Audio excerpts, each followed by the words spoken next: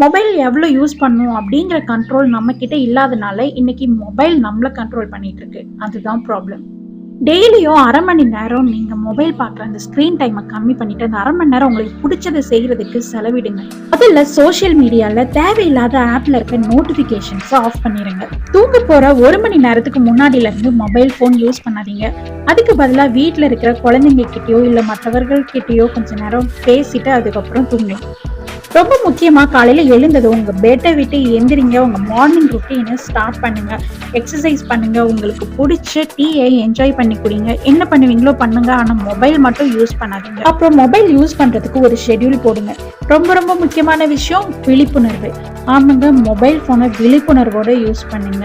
எந்த விஷயங்கள்ல நம்ம டைம் ஸ்பெண்ட் பண்ணணும், எந்த விஷயங்கள்ல டைம் ஸ்பெண்ட் பண்ணக்கூடாது அப்படிங்கிற விழிப்புணர்வோட மொபைலை யூஸ் பண்ணீங்கன்னா அது நம்மளோட எதிரி கிடையாது, உங்களோட மிகச்சிறந்த நண்பனா இருக்கும்.